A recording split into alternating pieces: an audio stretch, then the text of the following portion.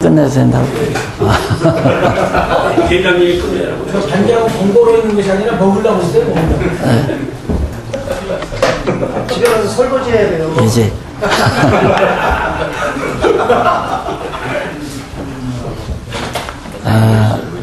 아까 박 목사님이 그런 얘기 하더라고요. 우리 목사님들 이렇게 공부하는 게 목사님들만이 아니라 목사님들이 양육하고 있는 성도들 따지면 수천 명에 달한다. 알죠, 저도. 그래서 참 조심스럽기도 하고, 더 나아가서 이제 우리 장로님 저렇게 방송사에서 계속 촬영을 하잖아요. 이게 이제 국내는 물론 전 세계로 이렇게 지금 방영이 나가거든요. 한 37개국, 한 40여 개국에 지금 계속 송출이 돼가지고 외국에서 이제 가서 고생하시는 우리 교포들, 한국말로 통하는 분들 공부 참 많이들 하고 계십니다. 그러니까 그런 분들 때문에 40분에 끝는 박 목사도 이제 시도를 해줬구나 그럴까 봐서 못해요. 지금 와서 50분에 끝내야지. 내 맘이에요. 네. 자, 드디어 이제 누가복음이 나오는데요. 우리가 이제 복음서하면 신약학에서 복음서하면 사복음서 하면 이제 마태, 마가, 누가, 요한복음까지를 사복음서라고 하고, 제사복음서 하면 요한복음만을 제사복음이라고 하고, 이제 거기까지도 그런 대로 들어주겠어요. 이건 공관복음이고 이건 제사복음이고. 이제 공관복음이라는 이 자체가 우리들을 이미 왜곡되도록 고착화시켜 놨다는 거. 이 공관복음이라는 공통으로 봤다는 거 아닙니까? 그러나 알고 보니까 공통으로 본 게 아니죠. 여기는 직임을 중심으로 해서 그리스도를 바라본 거고, 그리스도를 설명한 거고, 여기는 신분을 통해서, 사역을 통해서 이 그리스도를 증거한 거고, 여기는 본성을 통해서 증거한 거기 때문에 사복음서가 다 공관복음서가 아니라 다 특색이 있다. 이게 정리되고 나니까 내가 속이 다 체증이 내려가더라고요. 저 대학 시절에 만난 학장님이 사복음서 연구로 박사학위를 일본에서 탔더라고요. 사복음서 연구 책을 보면 누가복음을 스탠다드로 놔두고서 누가복음의 연대순에다가 이 모든 내용에서 나오는 내용들을 전부 갖다 끼워 넣었어요. 역대 연대 순으로 그걸 해놓고 그걸 가지고 박사학위를 받은 거란 말입니다. 나는 그 책을 보면서 참 혼란스럽다. 그러면 이 논문을 쓰신 이 양반이 성령 감동으로 썼다고 하는 마태나 마가나 누가보다도 더 위대하다는 얘기인가? 성령이 뭔가 지금 착각을 했다는 얘기인가? 얼마나 혼란스러운지 알 수가 없는 거예요. 그리고 막상 보면 목사님들도 다 경험하셨겠지만 이제 이거 세밀히 공부하다 보면 오병이의 역사가 마태복음에는 뒷부분에 나오는데 마가복음에는 앞부분에 나오기도 하고 요한복음에는 중간 부분에 나오기도 하고 이렇게 그러니까 누가복음만이 이제 예수님이 사역한 연대순으로 쭉 제대로 나왔습니다. 그래가지고 거기다 한술 더 떠가지고 공부를 많이 했다는 양반들이 하는 얘기가 누가복음을 보고 마가가 많이 참고를 해서 썼고 마가복음과 누가복음을 보고 마태가 썼다. 뭐 이런 식. 내 순서는 맞는지 모르겠습니다. 그건 뭐 바꿔줘도 상관이 없어요. 마태가 누가복음을 보고 참고해서 썼고 마태복음과 누가복음을 보고 마가가 썼다. 그러면 성령 감동으로 기록했단 말이 전혀 안 통하잖아요. 그러니까 헷갈리는 거죠. 저도 학교 다니면서. 나중에 이제 교재를 쓰면서 이제 딱 학교 졸업하고 40의 목사가 됐으니까 그 안에 공부하더라고. 하고 나서 이걸 교재를 쓰면서 이게 발견이 되니까 그러면 그렇지. 네.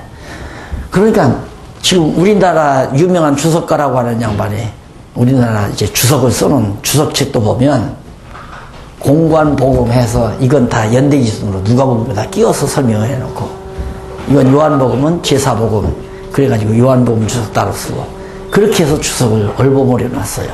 그러니 참 답답할 일이죠. 성령께서 쓸데없이 왜 한 말 또 하고 한 말 또 하고, 여기는 왜 여기서 앞에서 한 일을 왜 마태복음에는 뒤에다 집어넣고 마가복음에는 중간에다 집어넣고, 이게 순서별로 제대로 써놓은 것도 아니고, 그러니 왜 그랬는지 알 수가 있어야죠. 왜 그렇게 성령께서 마태에게 혼란스럽게 미리 한 일을 뒤에다 쓰고 뒤에 한 일을 앞에다 쓰고, 예. 근데 이렇게 정리하고 나니까 그래서 그랬구나. 이게 딱 해결이 되니까 깔끔해지잖아요. 그래서 절대 이거 합치면 안 돼요. 따로따로 아주 특색이 있어요. 이게 공관이 아니에요. 공관복음이 아니라 다 각자 다른 측면에서 본 복음서예요. 여기는 직임을 중심으로 그리스도를 설명하고, 신분을 중심으로 설명하고, 여기는 사역을 중심으로 했기 때문에 사역은 행하신 일 순서대로, 역사 순서대로 기록해 놓은 것이다. 이거 하나를 목사님이 좀 하시면서, 요한복음도 특별히 제사복음이라도 구분할 필요가 없어요. 다 똑같아요. 여기는 본성을 중심으로 본 거고. 그래서 복음서마다 다 특색 있게 성령 감동으로 그 중심 주제를 설명하기 위해서 감동으로 기록해 놓은 것이다. 그걸 보고 나는 야, 진짜 성령 감동으로 기록했다. 그렇지 않고야 어떻게 이렇게 기록할 수 있겠어요? 안 그래요? 성령이 감동하지 않고야 누가 기록한 대로 야, 이거 뒤에 들어가면 안 되지. 이거 예수님이 어렸을 때 한 얘기인데 그래서 앞에다 놓고 그렇게 쓰지. 인간이 사고해서 썼다면. 그런데 어쩌면 그러니까 성경 해석이 힘든 거예요. 앞에 있는 얘기가 뒤가 나오고 뒤에 있는 얘기가 앞에가 나오고 이해는 안 하니까. 그리고 또 한 가지는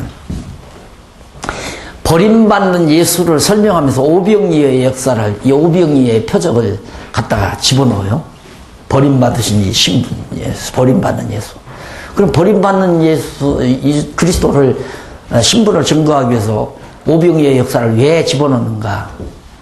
떡 5개와 물고기 2마리로 5,000명이 먹고 4,000명이 먹고 12광주리가 남았다. 이게 버려진 부스러기죠. 버려진 부스러기.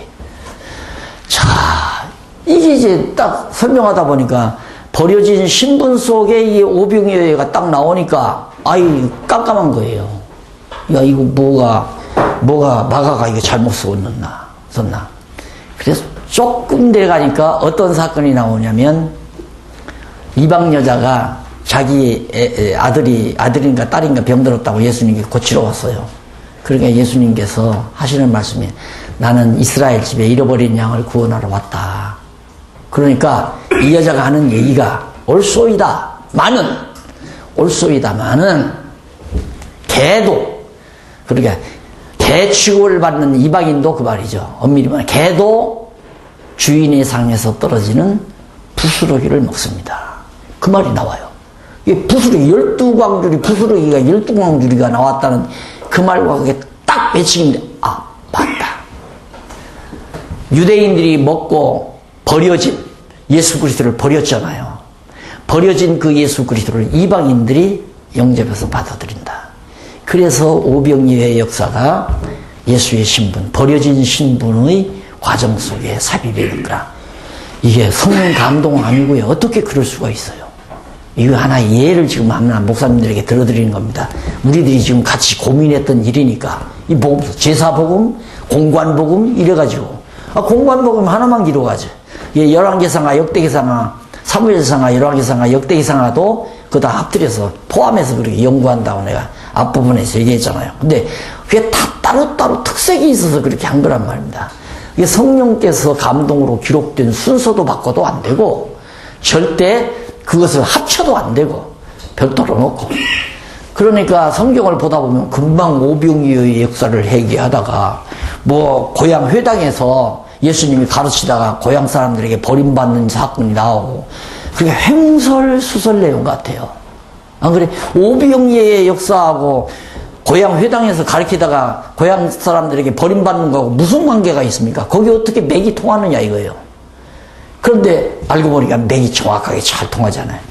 버림받는 예수 그리스도의 신분을 얘기하다 보니까 고향에서 버림받는 그리스도의 신분을 예수님이 증거한, 마가가 증거한 거고, 오병이의 역사를 통해서 유대인들이 먹다가 버린 생명의 양식으로 오신 예수 그리스도를 먹다가 버린 부스러기를, 개도 주인의 상에서 떨어지는 부스러기를 먹듯이 우리 이방인들이 버려진 그리스도를 통해서 정말 생명의 양식을 얻어들이는 그 놀라운 복음 진리가 딱 드러나니까, 야, 고향에서 버림받는 것이나 오병이의 역사를 통해서 먹고 남은 부스러기나 똑같은 맥에서 그게 이해가 되잖아요.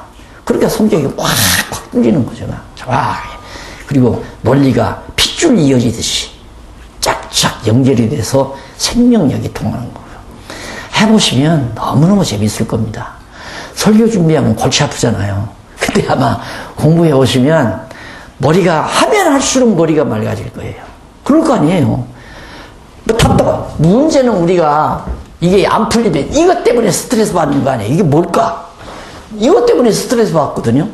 그런데 이것들이 하나하나 다 적어들 때마다 맞다 하는 순간 머리가 상큼해지는 거죠. 그래서 총명해지고 명철해지고 지혜와 명철, 총명 이런 것들이 다 진리를 제대로 깨닫게 되면 지혜롭고 총명이 있고 명철해진다. 머리가 아주 맑아지고. 아마 목사님들이 그 맛을 아마 이번 계기를 통해서 아마 들으시라고 생각합니다. 그래서 지금 오늘 누가복음 끝내면 다음에 요한복음에서 요한계시록까지 어쨌든 다음 모였을 때는 여기까지 내가 끝내드릴 거니까 이거 얼마나 많습니까? 상당히 많기 때문에 설명을 길게 들어가면 한 두어 번 더 해야 되잖아요. 네, 한 번에 해서 끝내드리고 그 다음에 이제 본문으로 창세기로 들어가서 창세기 강론지까지로 공부하는 방법을 지금 연구 중에 있으니까 그렇게 하시고 목사님들이 준비하시는데 신학교에서 학점 따기 위해서 공부할 때와는 전혀 다를 겁니다. 하라고 안 해도 해요. 지금 지난번에 왔던 조원구 목사님 있죠? 지금도 아마 끌어앉아서 지금도 공부하고 있을 거예요. 아마 박사학위 받는다고 그렇게 공부 못할 거래요. 스트레스 받아가지고. 근데 누가 시키기를 해요. 그것 가지고 누가 자기가 돈 벌어먹을 길이 있어요. 그런데도 그 진리에 대해서 심취해버리니까 그냥 빨려 들어가잖아요. 계속해서. 그래서 지금 사복음서 공관 복음이 아니다. 다 각자 특색 있는 복음이고 그렇기 때문에 순서도 예수님이 행하신 역사 그 시간적 순서도 위로 다 뒤죽박죽. 우리가 보면 뒤죽박죽 같지만 논리를 잡아가기 위해서 그렇게 자꾸 예수님의 행적을 끌어다가 사용한 거라 이 말입니다. 그럼 사역을 우리가 역사적인 수순으로 정리해 보십시다. 제1절 하나님의 아들의 증거. 첫째는 무슨 사역을 했는가? 당신이 하나님의 아들이라고 증거하는 사역을 했다. 신군에서도 그랬죠. 처음에 하나님의 아들 여기 나오잖아요. 근데 예수님 스스로가 내가 하나님 아들이다. 이걸 나타나자마자 예수님이 그것부터 증거를 해요. 어떻게 증거하느냐면 신분에 의한 증거인데 1장에서 4장까지 나오잖아요. 1장에서 4장까지 나오는데 잉태와 출생으로 증거합니다. 잉태와 출생. 그러니까 마리아의 몸에 잉태됐다는 것부터가 벌써 하나님의 아들이라는 확증이죠. 처녀의 몸에 잉태됐다는 것 자체가, 그리고 베들레헴에서 났다는 것 자체가 하나님의 아들 그리스도라는 확증이고요. 똑같은 맥락에서 이해가 되는 겁니다. 그리고 잉태할 때의 증거. 잉태할 때 마리아가 잉태했는데 여기서 이제 제대로 나오잖아요. 누가복음에서. 마리아가 잉태했다는데 벌써 세례 요한이 6개월 전에 잉태해서 6개월 전에 어머니 뱃속에서 자라나고 있는 거예요. 예, 바로 말라기 선지자가 예언한 대로 광야 외치는 자의 소리, 엘리야가 나타난다는 그 예언이 그대로 이루어지기 위해서 예수님이 잉태하기 벌써 전에 세례 요한이 잉태된 사실을 증거함으로 예수 그리스도가 하나님의 아들로 잉태됐다는 것을 확증해 주는 내용입니다. 그 다음 출생할 때 증거죠. 출생할 때 증거인데 여기서 요한의 출생 사실이 나타나요. 누가복음에서. 그거 왜 요한이 출생했다는 말은 예수가 6개월 후에 출생한다는 얘기 아니에요.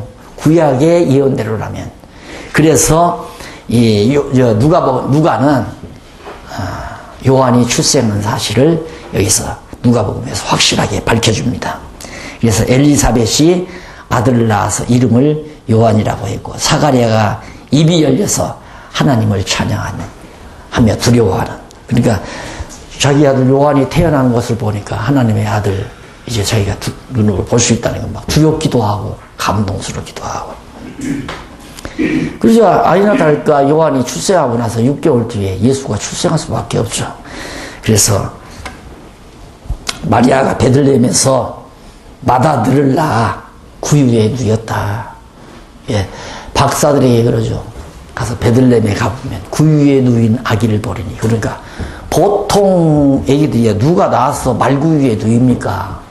근데 동방의 박사들이 별을 보고 여기에 왕이 났구나. 그래서 이제 가서 누울 때 천사들이 박사들에게 베들레헴에 가면 구유에 아기가 누웠을 테니까 그가 곧 하나님의 아들이다. 이게 표적이에요. 이게 구유에 누였다는 것이 하나님의 아들이라는 표적이라 말입니다. 그래서 하나님의 아들임을 증거해주고 있는 내용이 있고요. 그 다음 목자들이 천사들의 말을 듣고 하나님께 영광을 돌리고 부모가 모세의 법대로 제사하려고 예루살렘으로 예수님을 데리고 올라가죠. 시므온이 아기를 안고 하나님을 찬송하며 예언합니다. 나이 많은 시므온이 그렇게 메시아 보기를 기다리다가 놀랍게 자기 품에 메시아를, 하나님의 아들 메시아를 안고 반가워하고 감동해하는, 그래서 찬송하는데요. 등등이 나와요. 그 다음에 이제 성장과 사역으로 증거하는, 예수님이 성장하면서 또 사역을 통해서 당신이 하나님의 아들이다, 그걸 증거해요. 12살 때 일이죠. 다른 복음에는 12살 때 일이 없잖아요. 12살 때 어머니 아버지 마리아와 요셉을 따라서 예루살렘으로 이제 갑니다. 결례를 행하라. 갔는데 12살쯤 됐으면 벌써 10년이 넘었으니까 부부가 권태기도 올만한데 이 양반들은 얼마나 부부 금실이 좋았는지 아들이 옆에 따라오는지 안 따라오는지도 모르고 그냥, 그래서 거기를 보통 신혼부부 집에 가서 뭐 신방을 갔다거나 안 그러면 뭐 신혼부부들을 권면할 때, 여러분 너무 부부금실 좋으면 예수를 잃어버립니다 이러면서 너무 빠지지 말고 살아라, 뭐 이런 식으로 말도 안 되는 얘기 아닙니까? 그러니까 그걸 입고 할 얘기가 있어야죠. 신혼부부들에게 뭔 얘기를 하겠어요? 할 얘기가 없으니까 마리아와 요셉이 너무 인간적으로 감정에 빠지다 보니까, 사랑에 빠지다 보니까 예수를 잃어버렸구나. 그런 식으로 아레고리칼하게 성경을 풀어가는 거죠. 그러다 보니까 그런 식으로 때려 맞추면 별놈 소리가 다 나와요. 별놈의 소리가. 그게 집에까지 갈 때까지 그걸 몰랐다는 얘기 아닙니까? 가서 보니까 예수가 안 왔거든요. 그래, 그냥 당장 뒤쫓아서 예루살렘에 가보니까 예수님이, 12살 난 예수님이 거기 제사장들하고 앉아서 성경 토론하고 있잖아요. 놀래가지고, 너무 놀라보니까 12살 먹으나 예수가 이 성경 실력이 너무 놀라보니까. 그래, 가가지고 부모들이 너 지금 여기 와 있느냐? 그러니까 예수님의 답변이 뭡니까? 부모들을 향해서 내가 아버지의 집에 있어야 될 줄을 어찌하여 알지 못하시나이까? 그 말은 뭡니까? 내가 누구다? 내가 누구다? 내가 하나님 아들하며. 난 당신 아들들이 아닙니다. 당신들 아들이 아닙니다.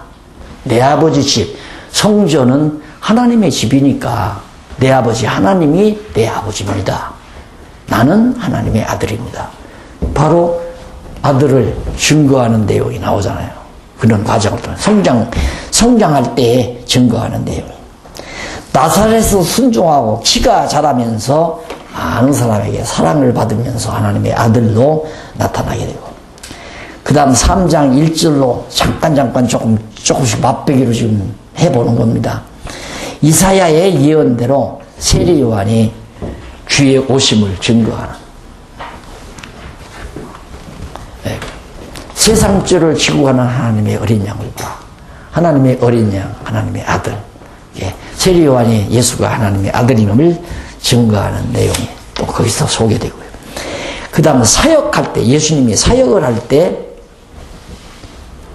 제일 첫째가 이제 마귀의 시험을 듣잖아요. 40일 동안 금식하고. 그때 시험을 이겨 하나님의 아들이심을 증거하는 내 주 너희 하나님을 시험하지 말라. 네. 그래요. 예수님께서 당신이 하나님의 아들임을 사단 앞에서 증거하는 내용이, 또 성경으로 자기가 그리스도이심을 증거하고, 또 예수께서 고향에서 배척받아서 자기를 증거하고, 예수께서 더러운 귀신을 쫓아내면서 자기를 증거한, 더러운 귀신이 다윗의 아들이라고 그러니까 나가라고 책망하면서 입 다물으라고, 내가 하나님의 아들이라는 말 함부로 하지 말라. 왜? 깨닫지 못해야 될 사람들이 듣고 깨달으면, 생각해 보십시오. 바리새인들이 다 진짜 예수가 하나님의 아들이다, 그걸 믿어버리면, 예수님 십자가에 못 박혀 죽으실 때 누가 잡아다가 십자가 못 박도록 동지겠어요? 그러면 예수님 자살해야 되는 거 아닙니까? 그러니까 그들은 악한 날에 악한 일을 위해서 적당하게 쓰시려고 지어놓은 자들이기 때문에 예수가 하나님의 아들이라는 사실을 알면 안 되는 거죠. 그 다음 권능에 의해서 증거해요. 예수님이 당신이 권능에 의해서 하나님의 아들이다라는 사실을, 그게 5장에서부터 9장까지 나오는데 속죄의 능력을 보여주죠. 대단한 능력 아닙니까? 죄를 용서해 주는 권능이니까. 그래서 표적에 의해서 증거하는데 5장, 6장, 19절까지 시몬에게 표적을 향하여 그가 죄인임을 깨닫게 합니다. 시몬이 정말 시몬이 이제 시몬이 베드로죠? 네. 표적을 통해서 네가 죄인이라는 사실을, 그 죄인이라는 사실을 말하는 이유는 당신이 그 죄를 사할 수 있다는 사실을 밝혀주면, 왜? 하나님의 아들이니까 나는 죄를 사하는 능력이 있다, 그 말이죠. 그래서 중풍병 고치고 중풍병 고치면서 내 죄사함을 받았느니라. 중풍병도 내 죄사함을 받았느니라. 앞에서는 안 그랬거든요. 그런데 여기서는 죄사함을 받았느니라는 말을, 왜? 죄사하는 능력이 당신에게, 하나님의 아들인 당신에게 있다는 사실을 증거하기 위한 겁니다. 6장 1절로 바리새인의 정죄함을 다윗의 경우를 들어서 반박하는 내용. 다윗이 성전에서 먹었다 이러면서 이제 반박하면서 손 마른 사람을 고쳐 생명을 구하는 능력, 그 다음 12사도를 택하시고 여러 가지 표적을 통해서 당신이 하나님의 아들이라는 사실을 증거하는 내용이 6장 19절까지 소개됩니다. 그 다음 6장 20절로부터 49절까지는 교훈에 의해서 천국 복음을 증거하죠. 하나님 나라의 복음을. 그리고 반대자들에게 이 말 장래의 화를 선언하고, 그리고 듣는 자들에게 행동 규범을 가르치고, 그리고 형제를 정죄하는 자들에게 책망을 하시는 그런, 그의 주의 말씀을 듣는 자의 결과에 대해서 가르쳐주고, 이런 교훈들을 통해서 당신이 하나님의 아들이라는 사실을 간접적으로 증거해주는 내용들입니다. 그 다음 7장 표적과 교훈으로죠. 백부장의 하인을 고쳐줘서 구속주이신 사실을 증거합니다. 이게 죄사하는 능력을, 백부장의 하인, 죄를 다 용서해주고 그가 죄를 구속해서 구원해주는 자입니다. 과부의 아들을 살려주어서 구속주의 표적을 보여주고, 자, 그런 식으로 예수님이 하나님의 아들이심을 증거하는 내용들이 나오고, 그 다음 통치 권세도 보여주잖아요. 그러니까 앞에서도 다 나왔잖아요. 직임에서도 나오는데, 누가복음에서는 이제 누가복음의 논리에 맞게 그런 사건들을 갖다가 삽입하다가 보니까, 누가복음은 역사 순으로 나오는데 마태복음은 여기에서 나온 사건을 그 이론에 맞게 사건별로 이렇게 삽입하다 보니까 순서가 다 바뀐다, 그런 얘기예요. 그걸 감안해서 앞으로 공부를 하시면 참 신묘막측한 부분들을 얼마든지 발견할 수 있습니다. 야, 성령의 감동 아니고요, 어떻게 이룰 수가 있을까? 글쎄, 나는 그런 생각을 많이 했어요. 마태가 이런 논리의 순서를 알고 이렇게 썼을까? 안 그러면 그때그때 그걸 쓰고 싶어서 그대로 썼는데 우리의 눈에 그게 발견이 된 걸까? 만약에 마태가 알았다면 미리 좀 우리 이렇게 제목 달아주듯이 이건 선지직을 증거하는 것이다. 몇 장 써. 이건 왕직이고 이건 제사를 그렇게 멘트를 해놨다면 우리가 얼마나 좋겠어요. 고생 안 하고. 근데 그것 없이 그냥 주르르 써놨으니까 내가 볼 때는 성령께서 마태에게 그때그때 감동되는 대로 자료를 갖다가 자기가 기억나는 대로 쓴 거 아닌가. 그렇기 때문에 누구가 보아도 그 순서, 논리를 찾을 수가 없죠. 그냥은. 그래서 성령 감동으로 기록된 하나님의 말씀은 성령의 조명 없이는 누구도 깨달을 수가 없다. 그래서 보통은 다 그럽니다. 이 공부하고 나면 조용히 와서 목사님 그걸 어떻게 깨달았어요? 그러면 목사님 내가 깨달았다니까 나도 몰라요 그러죠. 내가 깨달은 게 아니니까. 근데 저분은 묻기를 목사님은 어떻게 그렇게 깨달았어요? 나도 몰라요. 내가 깨달은 게 아닌 게 모르죠.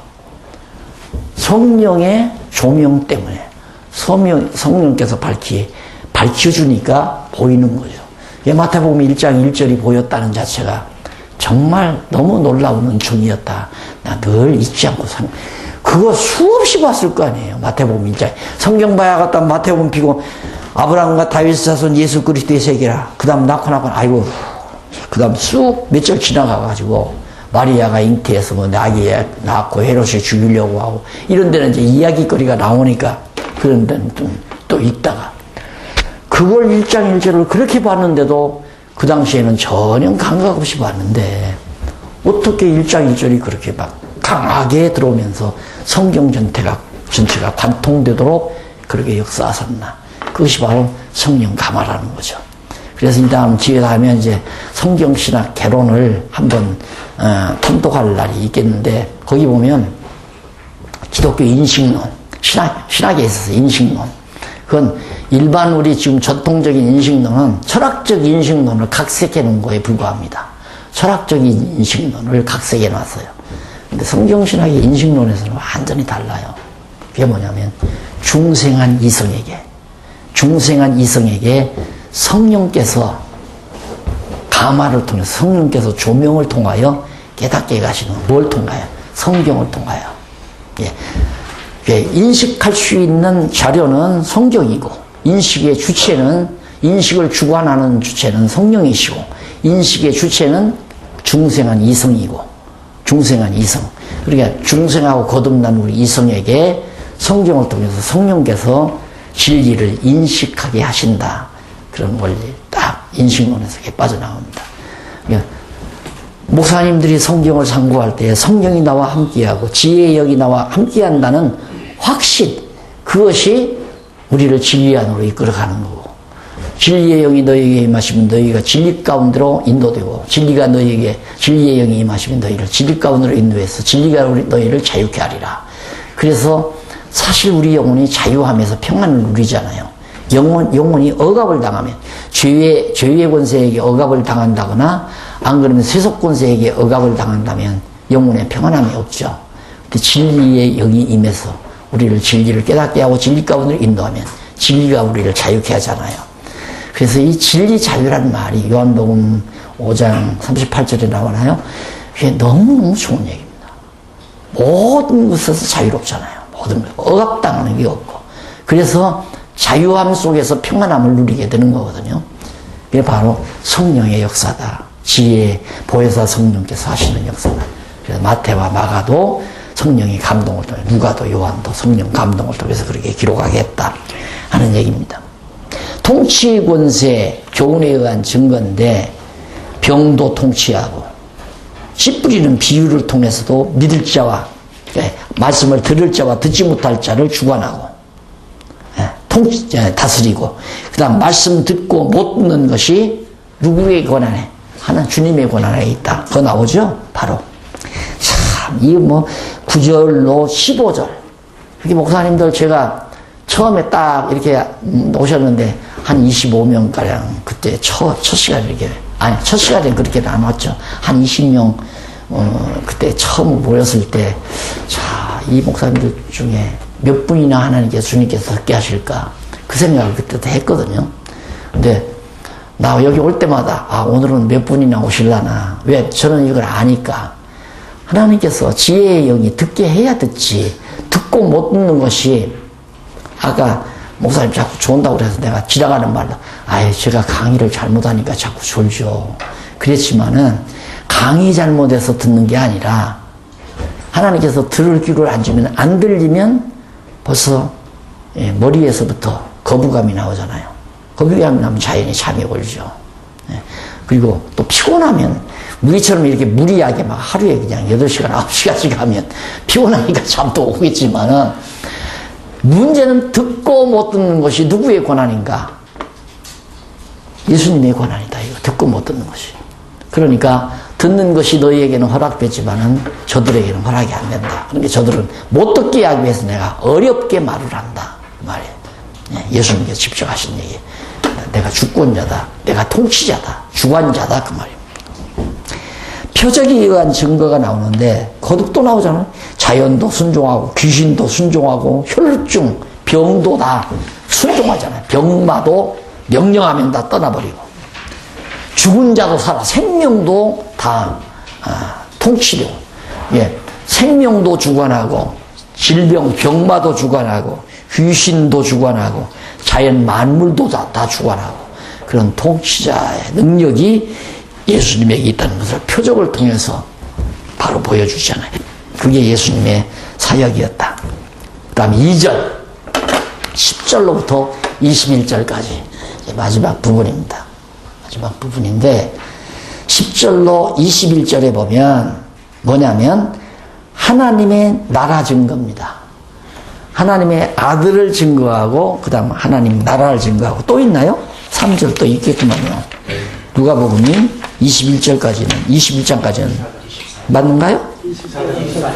24장까지죠. 마지막 22장에서 24장 있네. 3절 구속주의 사역을 완성하는 그런 사역을 통해서 그리스도라는 걸 증거한다. 자, 그럼 2절 하나님의 나라를 증거하는 내용이 21장까지인데 예수님께서 하나님 나라 전파하잖아요. 제자들에게 전파하는데 하나님 나라를 소개하죠. 70인을 세워 하나님 나라를 전파하라고 분부하면서 예수께서 하나님 나라와 권세의 절대성을 밝혀줍니다. 예수님 자신이 내가 하나님 나라의 권세, 절대성을 내가 가지고 있다. 절대 주권을. 그리고 하나님 나라의 하나님의 나라를 보고 듣는 자들의 행복. 그러니까 예수님 당신이 하나님 나라의 주권자인데 나를 보고 듣는 자가 얼마나 행복하겠느냐 이거죠.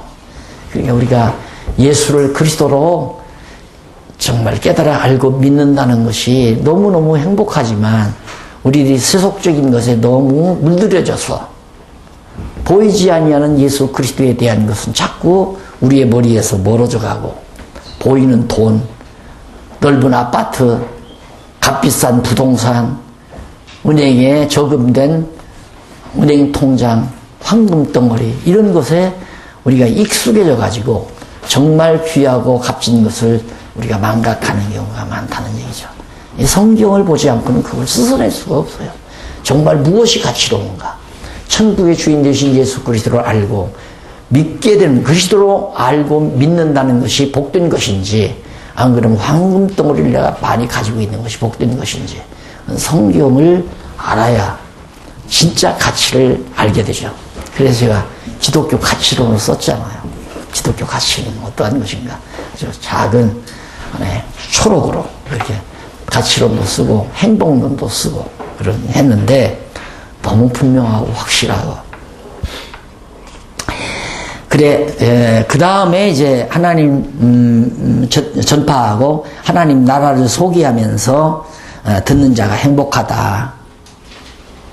그러면서 하나님 나라의 말씀을 듣는 자의 행복을 거듭 말씀하시고 그 다음에 이제 하나님의 나라 기도를 11장 1절로부터 36장까지 예수님께서 합니다. 기도에 대한 내용을 가르치면서 구하면 주신다. 그러면 여기서 구하라는 말은 하나님 나라 구하라는 얘기거든요. 그런데 우리는 구하면 주신다는 이 말을 그냥 그 말만 딱 떼가지고 하나님께 돈 구하면 돈 주고, 떡을 구하면 떡 주고, 명예 구하면 명예 주고, 그렇게 자꾸만 갖다가 각색을 해서 붙이니까 결국에는 기도는 만능이라는 해석이 나오잖아요. 근데 이 문맥을 보면 하나님 나라를 구하라는 말이거든요. 너희는 그 나라와 그 의를 구하라. 그러니까 우리가 드려야 될 기도를 좀 확대하면 주기도문이 기도예요. 주기도문이 진짜 이제 확대된 기도고, 그걸 조금 축소하면 그 나라와 그 의예요. 하나님의 나라와 하나님의 의를 구하라. 내 의를 구하지 말고 하나님의 의를 구하라. 그래서 그걸 좀 더 또 축소하면 하나님의 나라와 하나님의 의를 축소하면 그리스도예요. 그리스도가 하나님의 의로 오셨고 그리스도가 하나님의 나라로 오셨고, 그러니까 결국은 구하라, 그 말은 오리라한 언약하신 그리스도를 너희들이 구하라, 찾으라 이 말이에요. 구하라, 찾으라, 문을 두드리라. 그걸 또 설교를 하는데 구하는 것은 뭐 입으로 구하는 거라나? 그 다음 구하라, 주실 것이요, 문을 두드리라, 아주 적극적으로. 그 다음 또 문을 두드리라, 그 다음 또 뭡니까? 찾으라. 네? 찾으라. 찾으라. 실제로 행동을 옮겨라 이거야. 만나 엎드려서 기도만 하지 말고 그냥 구한 것 얻기 위해서만 행동으로 옮겨라. 그러면 기도가 이루어진다. 다 마찬가지예요. 구하라. 그리스도 구하라. 찾으라. 예수님 옆에 있으니까 찾아라 그 말이에요. 그 다음 문을 두드리라. 천국문 두드리라는 얘기예요. 천국의 주인 되시는 예수 그리스도의 문을 두드리라. 이게 다 그리스도를 집중으로 해서 구하라고 한 건데, 그걸 갖다가 막 이 말 저 말로 해서, 그리고 앞에서 구약시대에도 아브라함의 하나님, 이삭의 하나님, 야곱의 하나님 그래 놓으니까, 아브라함의 하나님은 믿는 자의 하나님이고, 이삭의 하나님은 바치는 자의 하나님이고, 그 다음 야곱의 하나님은 구하는 자의 하나님이다. 그러니까 하나님을 내 하나님으로 만들려면 아브라함처럼 믿어야 되고, 이삭처럼 자기를 제물로 하나님 앞에 귀한 걸 바쳐야 되고, 야곱처럼 정말 하나님 앞에 기도해야 되고, 그러면 하나님이 내 하나님이 된다. 그게 아니잖아요. 아브라함과 이삭과 야곱의 하나님이라는 말은 언약의 하나님이라는 얘기거든요. 하나님 여호와라는 얘기입니다. 언약의 하나님이다. 왜? 아브라함에게도 언약이 있고 그 언약이 이삭에게 해석되고 야곱에게 해석됐으니까. 그렇게 심플하고 간단하게 성경이 이해돼야 하는데, 성경 몇 구절 보고 여기서 뭘 설교를 해야 할까? 알았다. 야, 아브라함의 하나님, 이거 믿는 자의 하나님이구나. 이제 그런 식으로 이제 소위 영감을 받았다고 할까? 이런 식으로 한 사람이 하다 보면 그게 설교집으로 나오고, 설교집 나오면 다른 목사님들이 있고 또 그렇게 설교하고. 그래서 잡태기 같은 것들이 선교집에 너무너무 많다. 죄송합니다. 이걸 알고 보니까 너무너무 참 허술하게 너무 많아요. 그래서 어저께 지난번에 왔던 그 조원구 목사님은 방 2개에 책이 수록으로 하나 꽉 찼더라고요. 이걸 깨닫고는 그거 다 쓰레기로 고물장사한테 다 줘버린다는 거예요. 그래서 뭔 책인데? 그랬더니 그거 다 쓸데없는 거예요. 알고 보니까 다 쓸데없는 거라는 거예요. 그래 다 걷어치겠다고. 그래? 그럼 한번 보내봐. 여기 도서관 어차피 만들려고 그러니까 쓸만한 거 있으면 한번 도서관에 비치해보게. 그래도 하루 추러우시러 왔어요. 예, 성경을 깨닫고 나면 너무 깔끔하고 아주 총명하게 머리 안에 딱 정리가 되기 때문에 다른 정보가 필요 없어지잖아요. 목사님들 지금 나한테 지금 며칠을 공부해도 성경 이야기밖에 안 하잖아요. 성경 이야기밖에는. 네. 왜? 성경이 너무 분명하고 확실하니까. 그래도 시간이 정말 모자랄 정도로. 그래서 이제 하나님 나라에 기도해가지고 구하면 주신다. 표적을 구하는 자에게 예를 들어서 가르쳐 줍니다. 표적을 구하는 자에게.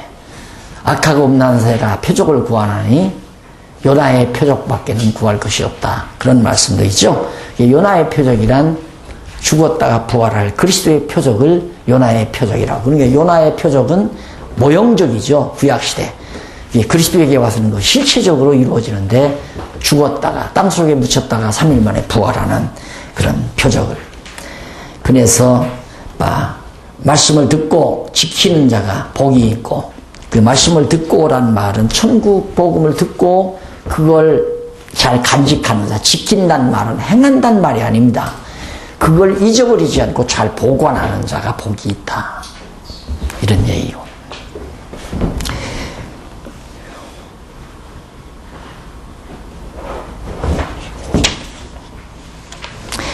그리고 예수께서 등불로 예를 들어서 자기를 증거하는데요.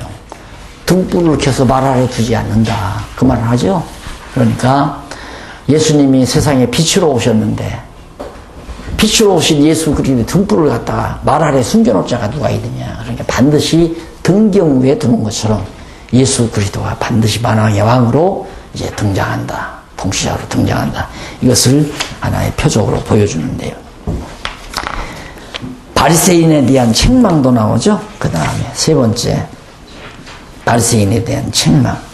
그래서 거기 이제 42절로 44절에 아까 우리 언급했던 11조 얘기가 나오네요. 11조 얘기가 나오는데 예수님께서 이제 바리새인들을 볼 때 바리새인들이 뭐 근치와 채소의 11조는 하나 안 빼먹잖아요. 아주 철저하게 11조를 한다 이거예요. 그래서 예수님께서 너희가 근치와 채소의 11조를 했다면 이것도 행하고 저것도 버리지 말았어야 했다. 네, 이것도 행하고. 그러니까 근치와 채소의 11조를 그것도 행한다면 의와 인과 신을 버리지 말았어야 했다. 그 말이에요. 그 의와 인과 신이라는 것은 결국은 그리스도에게 집중되는 거죠. 하나님의 의, 하나님의 아들인 예수 그리스도에 대한 의, 그 다음 의와 인과 신앙, 믿음을 버리지 말았어야 했다. 그런데 진짜 10의 1조의 본체가 되는 예수 그리스도는 너희들이 버려버리고 그 최소의 11조나 잘 드리면 되겠느냐. 지금 그걸 책망한 내용이거든요. 그런데 이 말을 우리들은 어떻게 성경을 읽어가느냐면 구약시대에 그렇게 했듯이 이것도 행하고 의와 인과 신도 버리지 말아야 한다. 근데 말아야 한다가 아니라 말았어야 했다 그 말입니다. 정확히 말았어야 했다. 너희가 지금 예수를 버리지 않았느냐. 진짜 의와 인과 신의 주체이신 예수 그리스도를 너희가 버렸다. 11조를 최소나 근처에 11조를 드렸다면 예수 버리지 말았어야지. 이게 진짜니까. 그 얘기예요. 그런데 그걸 이제 우리말 성경에는 버리지 말았어야 했다라고 번역하지 않고 버리지 말아야 한다. 이렇게 번역이 된 거예요. 근데 파싱을 해보면, 헬라어 파싱을 해보면 정확하게 나옵니다. 버리지 말았어야 했다. 예수 그리스도를 너희들이 버리지 말았어야 했다.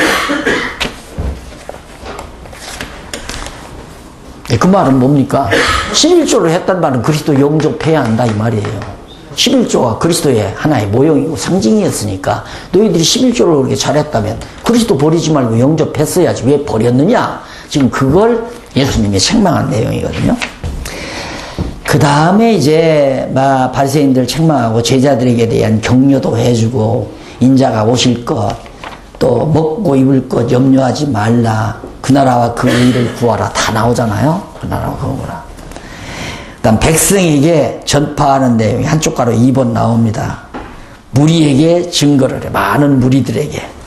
뭘? 하나님의 나라에 대해서. 그래서 너희들 시대를 분별 못하느냐? 아침 하늘이 붉으면 날이 굳겠다. 저녁 하늘이 붉으면 날이 가물겠다. 이거 다 알면서 시대 분별을 왜 못하느냐? 무화과 잎이 푸르르면 여름이 온 줄 가까운 줄 알면서 이걸 세대주의 신학자들은 무화과나무 잎이 푸르다는 말을 이스라엘 민족의 독립으로 보는 거예요. 그래서 무화과 잎이 나무 푸르는 독립 거기로부터 계산을 해서 예수님 오시는 날을 숫자적으로 이제 딱 계산을 해내가지고 언제 가면 공중재림한다고 난리를 치면서 어느 권사는 링크오바를 나는 이제 공중에 가서 신랑 되신 예수님 맞으려니까 너는 공중으로 들리지 못할 거냐. 너는 이건 입고 살으라고. 링크오바도 다 주고 그랬다고 그러잖아요. 오긴 뭐가 와요. 그러니까 성경을 해석 잘 못하니까 그냥 비유예요. 무화과는 지금 나무들이 지금 푸르잖아요. 그러면, 이거 여름에 왔구나. 우리가 알듯이 시대의 상황을 보면, 예수님 가까이 오는구나. 오실 날이 가까웠구나. 아까 말하듯이 복음이 땅끝까지 증거되어져 가가지고 유대인들이 그리스도를 영접하고 예수를 그리스도로 믿는 민족적으로 회개하고 돌아오면 진짜 예수님이 오실 날이 가까이 왔구나. 그리고 적그리스도가 일어나서 난리를 치고 이런 일을 보면 진짜로 이제 그리스도의 재림이 가까웠구나. 그걸 이제 그래서 하나님의 나라가 곧 임한다는, 그럴 때 임한다는 사실을 가르쳐주는 내용들입니다. 그 다음에 이제 하나님 나라에 대한 교훈이 나오죠. 16장에서 21장까지 교훈을 하는데, 교훈 보면은 거기에 제자들에 대한 교훈이 나와요. 하나님 나라에 대한 교훈. 그래서 형제 용서에 대해서 다 형제 용서. 청지기 비유로 용서해. $1,000를 탕감받은 자가 딱 가면서 1달란트 빚진 자를 붙들어서 관가에 집어넣어서 감옥에 보내는 그런 비유를 예수님이 들잖아요. 그러니까 우리는 엄청난 것을 예수님으로부터 다 탕감받았기 때문에 용서 못할 것이 없다 이거죠. 다 용서해야지. $1,000를 탕감받고 1달란트 빚진 자를 정죄하면 되겠느냐, 이제 이런 얘기. 이게 다 하나님 나라에서 형제들끼리 하는 일이다. 백성들에게 대해서 교훈도 하고 인자의 날에 대한 교훈도 하죠. 그리고 천국 백성에 대한 교훈 18장에 나오죠. 그 다음 이쪽 447장에 보면 7페이지에 보면 천국 권세에 대한 교훈이 나오고, 그 다음 권세를 나타내십니다. 천국 권세. 역시 또 나귀 타고 입성하는 건 나오잖아요. 하나님 나라 왕으로서 지금 입성하는 걸 모형적으로 보여주는 겁니다. 예루살렘 멸망에 대해서 예언도 하고, 성전 장사하는 자들을 막 다 때려 엎어버리고. 왜? 내가 주인이니까. 천국이 주인이니까. 그래서 내 집을 갖다 이렇게 장사터로 만든다 하면서 막 그걸 예언했잖아요. 하나님의 집에 대한 열정이 대단하다고 구약에서 예언한 대로 예수님이 성전에서 장사하는 자들을 때려 엎는 것들이 그런 예언을 이루기 위해서 천국 권세를 지니는 분이. 그래서 천국 징조에 대한 교훈도 21장에서 해주죠. 자, 이제 마지막입니다. 22장부터 24장 간단하게 정리하고 그냥 구속주의 사역을 완성하죠. 그래서 죽으실 준비, 거듭 나오잖아요. 죽으실 준비. 6월절 잡수죠. 6월절 양으로 제물로 드려지려고 제사들을 교훈하고, 그리고 예수께서 잡히십니다. 제물로 붙들려가서 정죄당하고 속죄 제사를 예수님이 드립니다. 십자가에 못 박혀 피 흘려 영원한 제물로 속죄 제사를 드리고, 그래서 십자가에 죽으시고, 그리고 사망 권세를 이기시고 천사들이 이긴 것에 대해서 증거합니다. 그리고 예수께서 증거하는, 다시 당신이 부활한 사실을 엠마오로 가는 두 사람에게, 또 예수님께서 유하러 간 사람들에게, 그 다음 이제 두 사람이 예루살렘으로 가서 사도들에게 증거하고 부활을 증거하고, 이렇게 해서 예수 그리스도가 부활하심으로 말미암아 영원한 만왕의 왕이시라는, 통치자라는 사실을 증거하는 사역으로 완전히 어디야? 여기 사역으로 증거함으로 예수가 그리스도임을 누가가 증거한 것이다. 자, 여기까지 오늘 강의를 끝을 냈습니다. 다음 시간에 요한복음하고 요한계시록까지 쭉 정리를 하겠습니다. 그동안 수고하셨습니다.